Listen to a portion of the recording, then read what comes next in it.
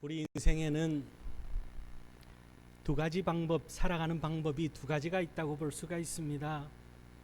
한 가지는 삶의 주인이 내가 되어서 내가 뜻한 바대로 내 뜻을 이루어가는 나 중심적인 인본주의 삶이 있습니다.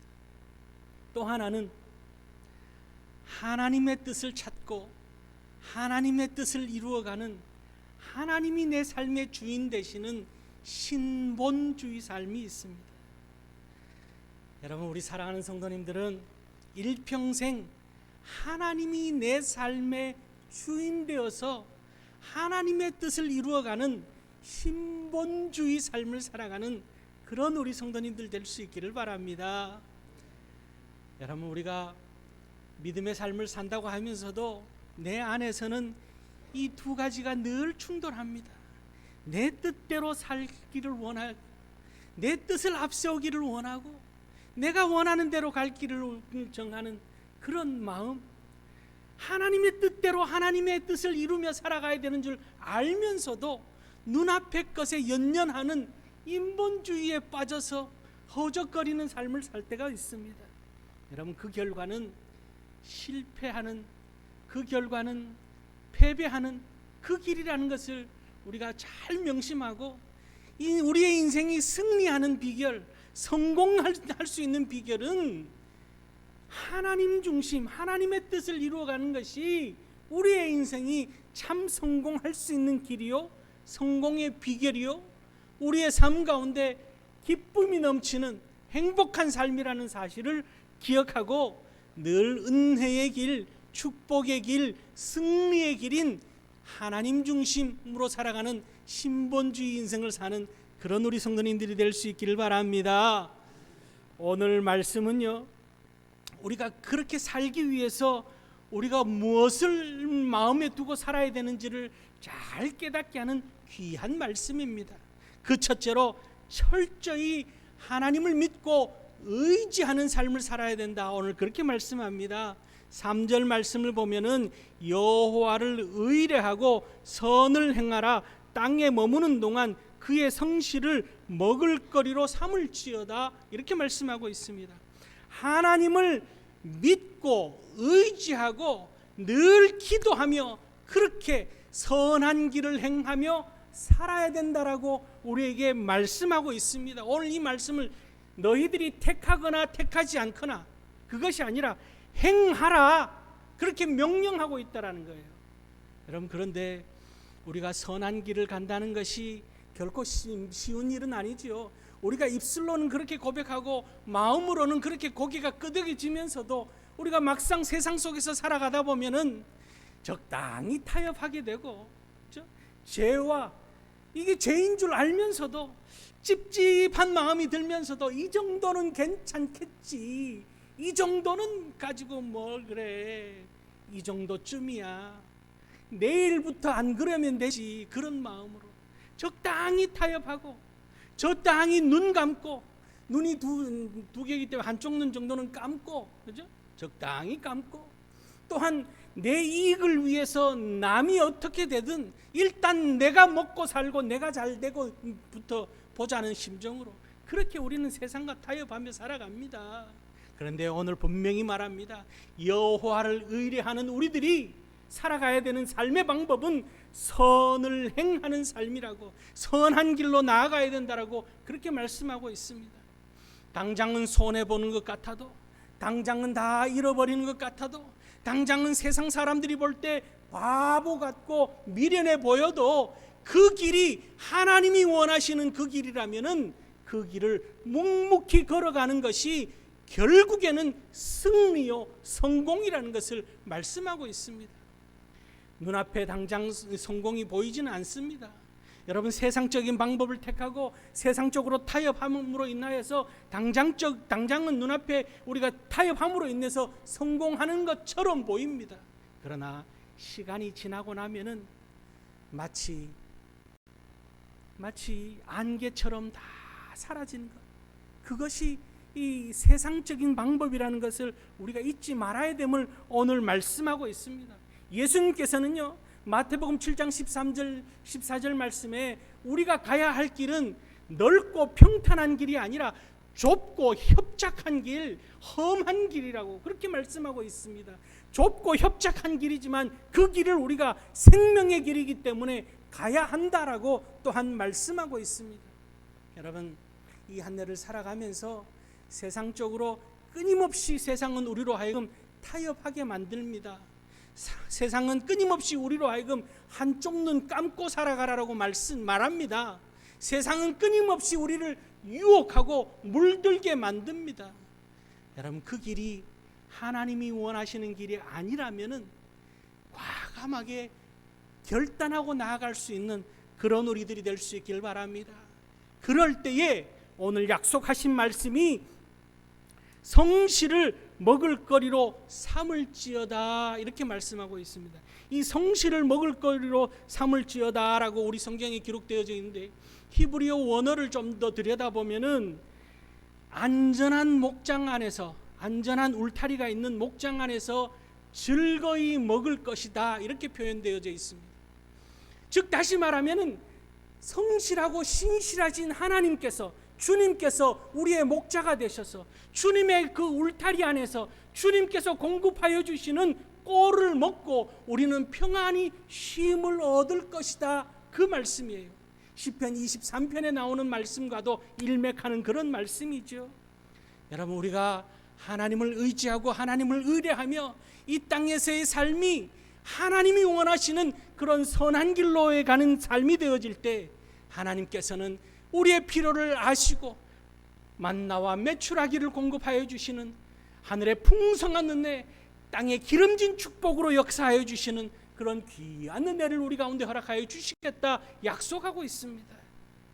눈앞의 것에 연연해서 죄와 타협하거나 죄를 눈 감거나 용납하거나 또한 이기심과 그 욕심으로 인해서 얼룩진 인생을 사는 그런 우리들이 아니라 때로는 우직하고 아둔하고 미련해 보이기까지 한다 할지라도 주님이 원하시는 길이라면은 그 길을 묵묵히 걸어갈 수 있는 이 한 해가 되어져서 결국에는 하나님께서 풍성케 하여 주시는, 하나님이 공급하여 주시는 성실을 먹거리로 삼는 복된 인생을 사는 그런 우리 성도님들 다 될 수 있기를 주님의 이름으로 축원합니다. 두 번째는요, 주 안에서 기뻐하라 그렇게 말씀합니다. 4절 말씀에 또 여호와를 기뻐하라 그가 내 마음의 소원을 내게 이루어 주시리로다 이렇게 말씀하고 있습니다. 주님 한 분만으로 만족하며 살아갈 수 있기를 바랍니다. 여러분, 우리가 세상적으로 만족하고 싶은데 만족하지 못하는 것들이 얼마나 많습니까? 그 순간에는 참 만족합니다. 그러나 시간이 지나고 나면은요, 그 만족이 사라져 버립니다. 여러분, 30평짜리 아파트를 열심히 땀 흘려 수고해서 장만했습니다. 처음에는 너무 기쁘고 좋습니다. 그런데 시간이 지나고 나니까 거기에 만족이 사라져 버려요. 그 다음 어떡합니까? 한 40평쯤 가야 또 만족이 생기죠. 한 40평쯤 되는 또 아파트를 장만했습니다. 그 순간에는 너무나 기쁘고 만족합니다. 한 달이 지나고 두 달이 지나고 1년이 지나고 나니까 또 어떻습니까? 이게 좀 불편한데 이런 것들을 좀 해결했으면 좋겠는데, 그리고는 그 다음에 어떻게 합니까? 또 수고하고 노력해서 한 50평쯤 되는 아파트 장만합니다. 그러면 이제 남부럽지 않고 만족하겠죠. 그런데 또 시간이 지나면 어떻습니까? 세상에서는 만족이라는 것이 없습니다. 오직 우리 주님만이 우리의 만족이 되시는 줄 믿고 주님으로 인해서 여호와를 기뻐하는 삶, 오직 여호와 하나님만 내게 계심으로 만족하는 삶, 우리로 하여금 풍성케 하고 우리로 하여금 충만케 하며 우리로 하여금 만족케 할 수 있는 하나님으로 인해서 기뻐하는 그런 삶을 살아가는 그런 우리들이 될 수 있기를 바랍니다. 세상을 사는데요, 크고 작은 문제는 끊임없이 생깁니다. 안 생길 수가 없습니다. 왜? 살아있기 때문에. 우리는 크고 작은 문제를 늘 만납니다.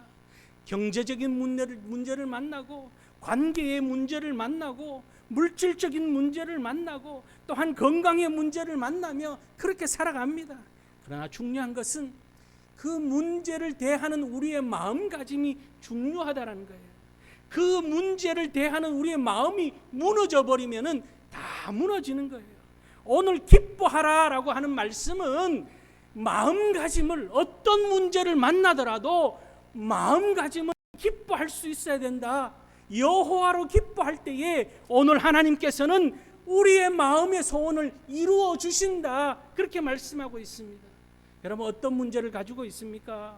건강의 문제가 있습니까? 물질적인 문제가 있습니까? 가정적인 관계의 문제가 있습니까? 대인과의 관계의 문제가 있습니까? 여러 가지 문제 가운데서도 여러분, 우리의 마음이 무너지지 않고 우리의 마음은 기뻐할 수 있는 여호와 하나님께서 내 마음 중심에 계시기 때문에 하나님이 원하시면은 그 문제는, 내게는 태산 같은 문제를 할지라도 천지 만물을 창조하신 하나님께는 아무것도 아님을 우리가 알기에 하나님만으로 기뻐할 때 우리의 마음의 소원을 하나님께서 이루어 주시는 놀라운 은혜를 경험할 수 있기를 바랍니다. 사도 바울이요, 빌립보에서 감옥에 갇힙니다.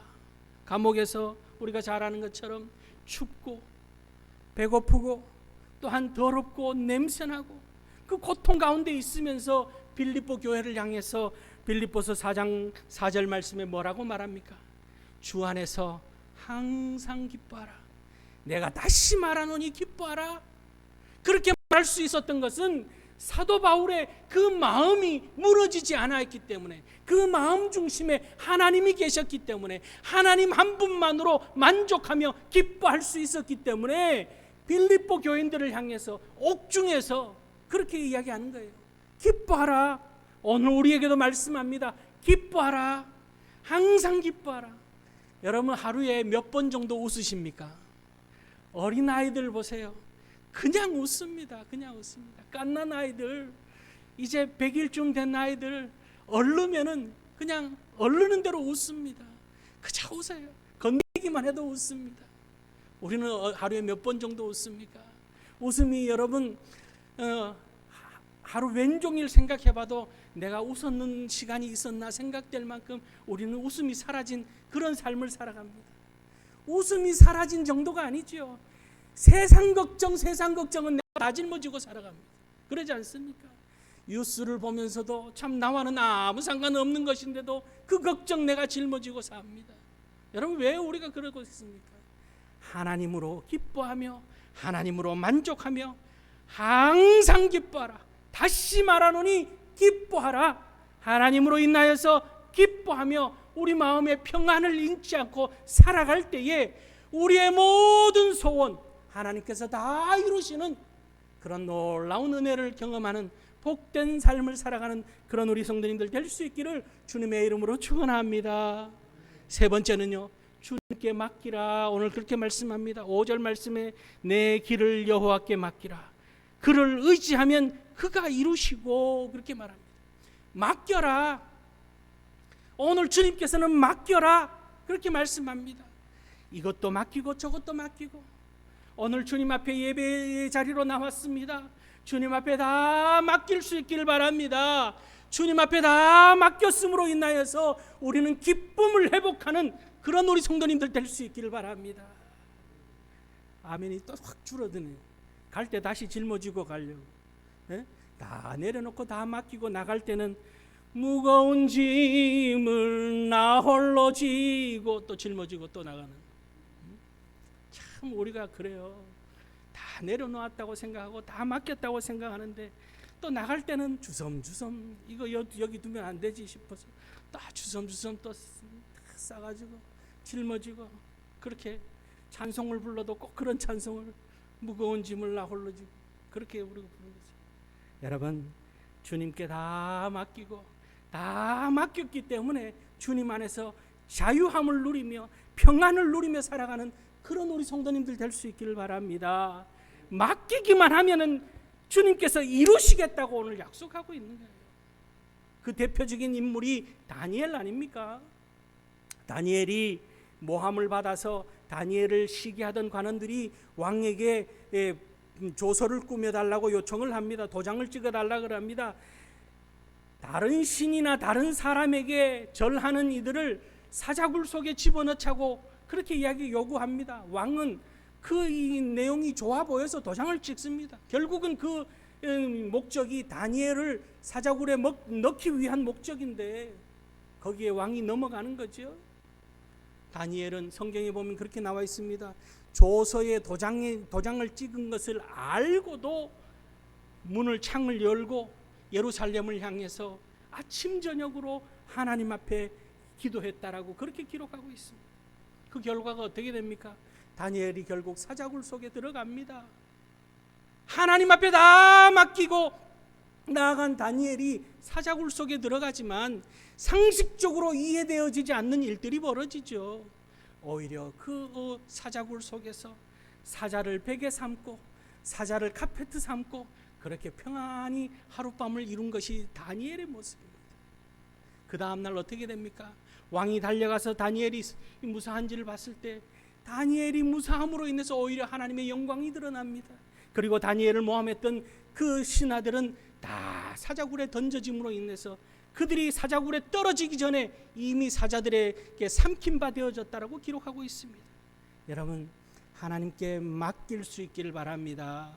올 한 해 온전히 하나님께 맡기고 하나님께서 어떻게 역사하시는지 내 삶을 맡김으로 인해서 맡겨짐으로 인해서 우리의 가정을 다 맡기고 우리의 일터도 맡기고 하나님 앞에 다 맡김으로 인해서 하나님께서 어떻게 하나님의 역사를 작동하시는지를 경험케 되어지는 그런 삶을 살아갈 수 있기를 바랍니다. 시편 55편 22절 말씀에 내 짐을 여호와께 맡기라. 그가 너를 붙드시고 의인의 요동함을 영원히 허락하지 아니하시리로다. 잠언 16장 3절 말씀에 너의 행사를 여호와께 맡기라. 그리하면 내가 경영하는 것이 이루어지리라. 베드로전서 5장 7절 말씀에 너희 염려를 다 주께 맡기라. 이는 그가 너를 돌보심이라. 하나님의 이 놀라운 말씀, 하나님께서는 또 말씀하시고 또 말씀하십니다. 제발 좀 맡겨, 제발 좀 맡겨. 그 무거운 거 낑낑거리지 말고 나한테 좀 맡기라고, 내가 해결해 주겠다고 말씀하는 것이 성경 곳곳에 드러나고 있다는 사실. 그만큼 우리가 어떻게 보면 안 맡기고 있다는 얘기 아니겠습니까? 여러분, 맡기고 살아갈 수 있기를 바랍니다. 은혜로다라는 찬양곡을 작곡한 장종택 목사님이 계십니다. 여러분 들어보면 아실 만한 찬양입니다. 이 은혜로다라는 찬양을 작곡한 이 장종택 목사님이 둘째가 온유라고 하는 아이가 둘째 딸입니다. 이 둘째 딸 온유가 항 NMDA 수용체 내염이라고 하는 희소병에 걸렸습니다. 갑자기 애가 길을 가다 쓰러졌습니다. 급하게 대학병원으로 옮겨서 아이를 긴급 치료를 했지만은 대학병원에 도착한 지 8분 만에 아이가 내사 상태에 빠지고 맙니다. 중환자실에 옮겨서 관리를 하고 있는데 의사 선생님이 이 장 목사님 이야기입니다. 온유를 중환자실에 들어가게 한 이유는 다른 목적이 아니라 온유 스스로가 이겨나가는 방법밖에 없습니다. 더 이상 우리가 손쓸 수 있는 방법이 없습니다. 그렇게 이야기합니다. 그 이야기를 들은 이 장 목사님이 그 사모님과 함께 이제는 하나님이 일하시겠구나, 이제는 하나님께 우리가 맡겨야 되는구나. 여러분, 말은 그렇게, 또 목사님이니까 말은 그렇게 하지만 그 마음이 얼마나 찢어지겠습니까? 그날부터 기도하기 시작합니다. 이 두 내외가, 목사님과 사모님이 기도하고 또 기도하고 기도하고 또 기도하고 열흘의 시간이 지났습니다. 한 달이 지났습니다. 2달이 지나고 나서 아이가 깨어났습니다. 깨어나서 12살, 13살 난 아이가 깨어나자마자 입 밖으로 내뱉은 말이 예수님, 예수님을 찾는 거예요. 그리고 나서 다시금 시간이 흘렀습니다. 열흘의 시간이 또 지나고 나서는 정말 기적이라고 밖에는, 병원에서는 의료진들은 기적이라고 밖에는 표현할 방법이 없다고 할 만큼 그 뇌사 상태에 있었던 아이가 일어나서 걷고 먹기 시작한 거예요. 이 장 목사님이 그렇게 고백합니다. 저에게 고난의 시간이 특별한 은혜의 시간이었습니다. 고난 때문에 하나님께 더 나아갈 수 있었습니다. 딸 아이가 중환자실에 있는 것을 보며 생각했습니다. 아, 내가 할 수 있는 일이라고는 아무것도 없구나. 하나님이 하셔야 되는구나. 24시간 기도하지 않을 수 없는 상황에서 하나님께 더 가까이 갈 수 있었습니다. 그렇게 고백합니다. 여러분, 주님께 맡기며 살아갈 수 있길 바랍니다. 우리가 할 수 있는 건 아무것도 없습니다. 우리가 한다고 하지만 우리가 하는 것이 아닙니다. 하나님이 하셔야만이 되는 겁니다. 하나님께서 우리에게 지혜 주시고, 하나님께서 우리에게 힘 주시고, 하나님께서 우리에게 물질 주셔서 그 주신 것으로 우리가 하긴 하지만 그 모든 것 하나님께서 하셔야 된다는 사실을 기억하고 맡기며 살아갈 수 있는 그런 복된 삶을 살아가는, 하나님이 우리의 삶 가운데 개입하셔서 이루시는 은혜를 경험하는 우리 모두가 될 수 있기를 주님의 이름으로 축원합니다. 마지막으로 한 가지 남았습니다. 오늘 네 번째로 주님 앞에 참고 기다려야 된다, 그렇게 말씀합니다. 7절 말씀을 보면은 여호와 앞에 잠잠하고 참고 기다리라. 자기 길이 형통하며 악한 꾀를 이루는 자 때문에 불평하지 말지어다, 이렇게 말씀하고 있습니다. 우리는 시간이 지체됨으로 인하여서, 또한 힘든 일이 너무 깊어지고, 또한 어려운 일들이 오래됨으로 인하여서 누군가를 탓합니다. 원망하고 불평합니다. 또한 속상해하고 괴로워합니다. 좌절하고 절망합니다. 그러나 오늘 분명하게 말씀하시는 것은 기다려라. 때가 되면 하나님께서 이루시는 거예요. 기다려야 된다는 거예요. 기다려야 된다는 거. 그런데 여러분 어떻습니까? 우리 얼마나 급합니까? 얼마나 급합니까? 저도요, 성격이 굉장히 급한 편입니다. 얼마나 빨리빨리를 외치는지. 오늘 2절 말씀을, 우리가 읽은 본문 2절 앞에 말씀을 보면은 풀과 같이 속히 배임을 당할 것이며 푸른 채소같이 세잔할 것이미로다. 세상의 악한 자들이 형통한 것을 보면서 불평하지 말라 그럽니다. 왜 저 사람들, 하나님을 믿지 않는 저 사람들은 승승장구합니까? 우리가 그들을 보면서 불평하고 속상해하지 말라, 그 말씀하고 있습니다. 왜? 때가 되면은 다 시들어버린다. 여름에는 푸르고 청청하지만 가을이 지나고 겨울이 되면은, 지금 겨울에 어떻습니까? 그 풀들이, 그 채소들이 남아나지 않습니다. 다 사라지는 것처럼 하나님을 의지하지 않는 자들은 결국에는 다 사라지고 마는 겁니다. 하나님을 의지하는 우리들은 때가 되면 하나님께서 열매 맺게 하신다, 오늘 그 말씀하고 있는 겁니다.